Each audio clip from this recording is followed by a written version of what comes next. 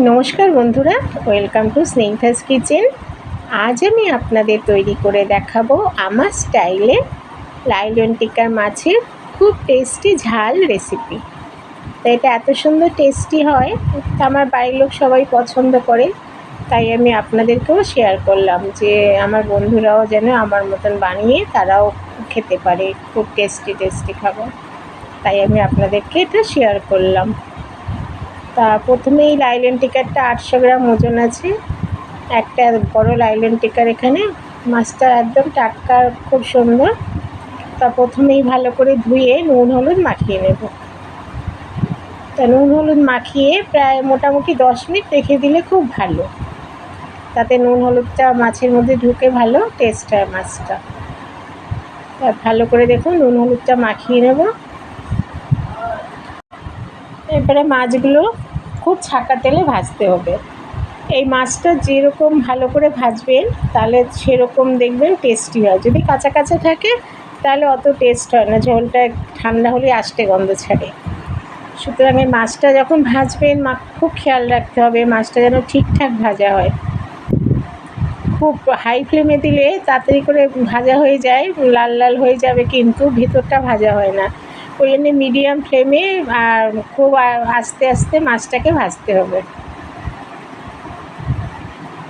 তা মাছটা মিডিয়াম ফ্লেমে দেখুন বারবার উল্টে উল্টে ভেজে নিতে হবে, যাতে পুরোটাই ভাজা হয় ভিতরে। আর হাই ফ্লেম দিলে মাছ ভাজার সময় ওপরটা ভাজা হয়ে যায় আর ভিতরটা কাঁচা থাকে।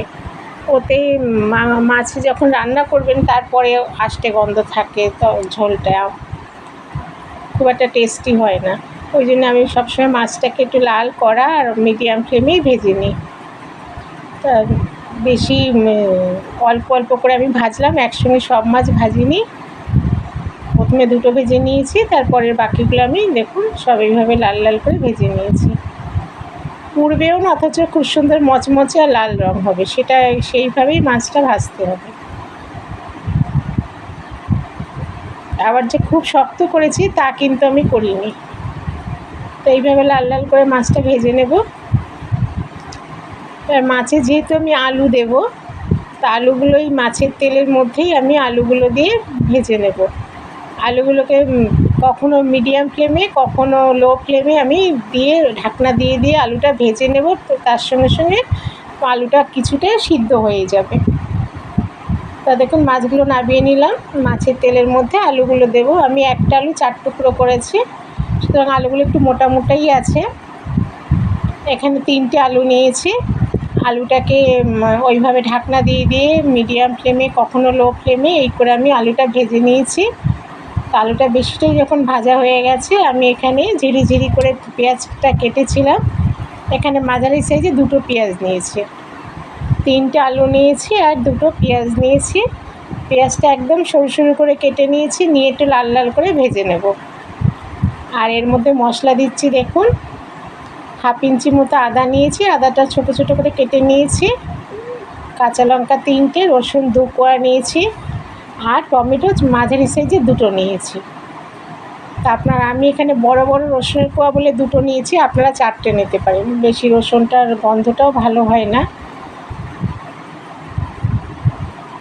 তা পেঁয়াজ আলুটা যখন বেশিটা ভাজা হয়ে গেছে, তার মধ্যে আমি মিক্সিতে পেস্ট করেছিলাম যে মশলাটা, সেটা দিয়ে দিলাম। দিয়ে আরও 10 মিনিট আলুটার সঙ্গে বেশ কষিয়ে নিলাম। কষানোর পরে আমি এখানে হলুদ আর 1 চামচ কাশ্মীরি শুকনো লঙ্কা গুঁড়ো দিয়েছি। এবার সব কিছু দিয়ে দেখুন কষিয়ে নিচ্ছি। আলুটা কিন্তু ভাজতে ভাজতেই মানে সিদ্ধই হয়ে গেছে বেশিটা। আর দেখুন এইভাবে সুন্দর একটা লাল রঙ হবে, তেল তেলে বুঝতেই পারবেন একটা গন্ধ সুন্দর ছাড়বে, তখনই মশলাটা কষানো হয়ে গেছে বুঝতে হবে। আর মশলাটা কষানো হয়ে গেলে আলুর সাথে ভালো করে, তখন আমি এখানে 1/2 বাটি জল দিয়ে দিলাম। যেহেতু 3টে আলু আছে আর ওই জন্য জলটা একটু বেশি দিলাম। মশলার সঙ্গে আলুটা সিদ্ধ যখন হবে একটু জল টেনে যাবে। দেখুন আলুটা বেশিটাই সিদ্ধ হয়ে গেছে। এবার আমি লো ফ্লেম করে একটা ঢাকনা দিয়ে দেব, যাতে একটু আলুটা আর একটু সিদ্ধ হয়ে যায়। তা যখন আলুটা পুরো সিদ্ধ হয়ে গেছে, তখন আমি ভেজে রাখা মাছগুলো দিয়ে দেবো। আলুটা একদম সিদ্ধ হওয়ার পরে কিন্তু মাছটা দিতে হবে, তাতে আলুর মধ্যে মশলাটাও ঢুকবে, আলুগুলো খুব টেস্টি হবে ওই যে মশলাটা ঢোকার ফলে।